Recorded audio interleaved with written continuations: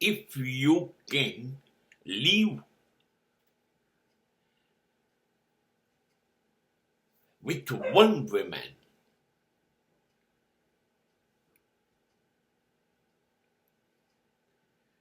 throughout your life,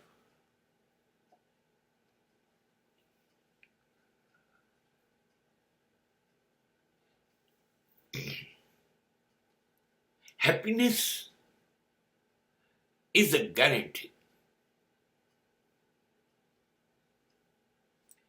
એક સ્ત્રી સાથે વર્ષો સુધી, જિંદગીના અંત સુધી જીવી શકો?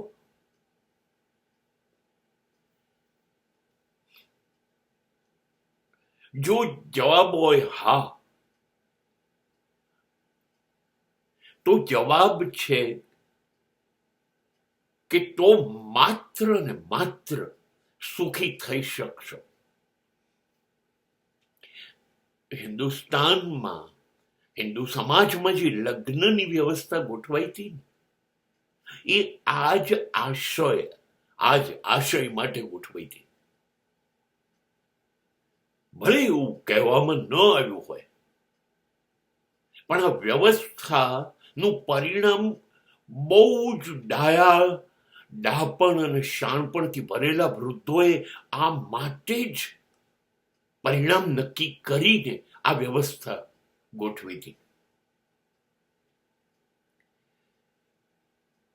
સભ્ય સમાજમાં બે કુટુંબો નક્કી કરે,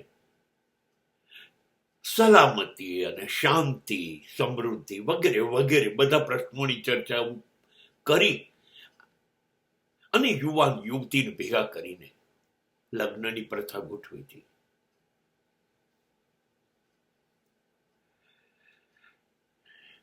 પછી બહુ વ્યવસ્થિત આયોજન હતું. જાતીય કામવાસના બાળકો પેદા કરવા એ બધું તો બહુ સામાન્ય વાત હતી, પણ બહુ સીધી સાદી વ્યવસ્થા હતી.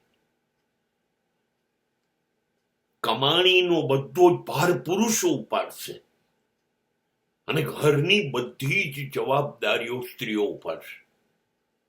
જવાબદારીઓની વહેંચણી થઈ ગઈ હતી અને વર્ષો સુધી ચાલ્યું. બંને પક્ષ પોતપોતાની જવાબદારીઓ સફળતાથી ઉપાડતા રહ્યા અને માટે આપણે ત્યાં લગ્ન 50-60 વર્ષ સુધી ચાલતા રહ્યા. મૃત્યુ છૂટા પાડી શકે તે સિવાય લગ્નનું બીજું કોઈ પરિણામ આવતું જ નહોતું.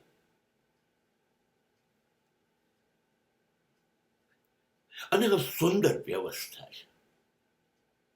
જેમ જેમ ઉંમર આગળ વધતી જાય છે ને બંનેની, એમ શરીર વૃદ્ધત્વ તરફ ખસતું જાય છે. અને પછી રૂપ હોય એ બી તો ઉંમરની સાથે સાથે ઘટતું જાય.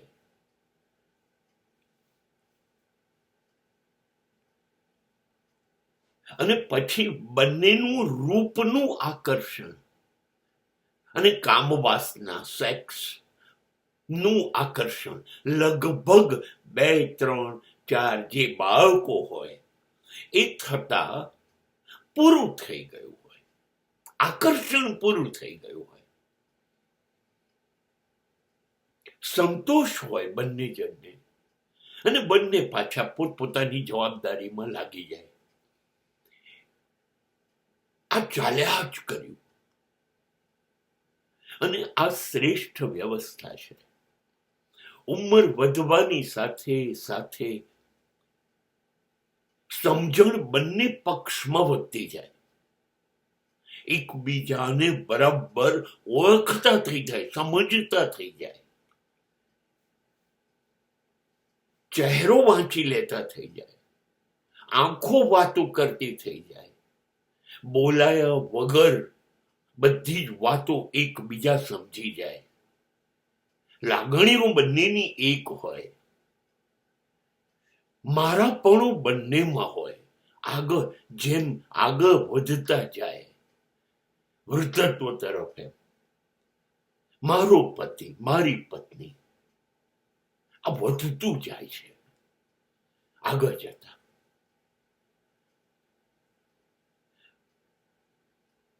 એટલે આની અંદર વફાદારી ની સાથે લાગણીઓ ઉમેરાય છે. હવે શરીરનો પ્રેમ સમાપ્ત થયા પછી હવે શરીરની સંભાળ લેવાનું બંને જણા એકબીજાની શરૂ કરે છે. બંને જણને એવું લાગવા માંડે છે કે એકબીજા વગર હવે નહીં ચાલે. બોલતા નથી હોતા જૂના માણસો, પણ એ લોકો એવું પાક્કા પાયે મનમાં બોલતા થઈ જાય છે કે તું નહીં હોય તો મારું શું થશે.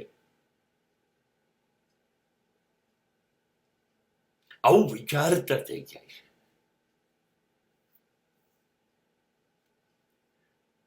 સાત ફેરા ફરવા માટે લંબાયેલા ને ભેગા થયેલા બે હાથ હવે 60 પછી 65 પછી 70 પછી એકબીજાનો હાથ પકડીને પડી ન જવાય એનું ધ્યાન રાખે છે.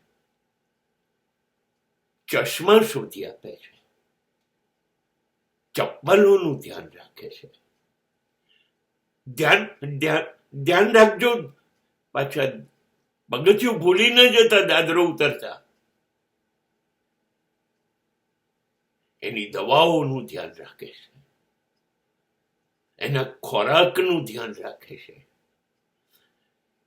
કઈ વસ્તુ ગમે છે, કઈ વસ્તુ નથી ગમતી, કયું ભાવે છે, કયું નથી ભાવતું, આ બધું જ બંને જણને એકબીજાનું યાદ રહે છે. બંને જણા ઝઘડે ને એકબીજા સાથે કહેવું તો પડે ને.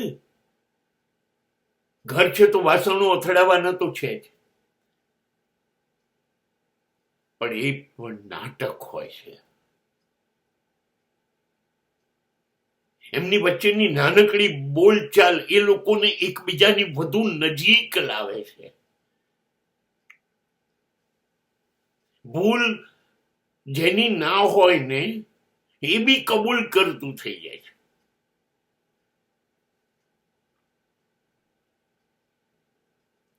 હવે એમને ખબર પડી ગઈ છે કે દુનિયાના તો અનુભવો થઈ ગયા હોય અને નવી પેઢી હવે એવી સરસ નહીં હોય, એ ડર પેસી જાય છે. અને તેથી એવું વિચારતા થઈ જાય છે એકબીજા વગર આપણું કોઈ નથી, જેવા છીએ એવા છે. એકબીજાને ગમતા રહે છે અને સાચા અર્થમાં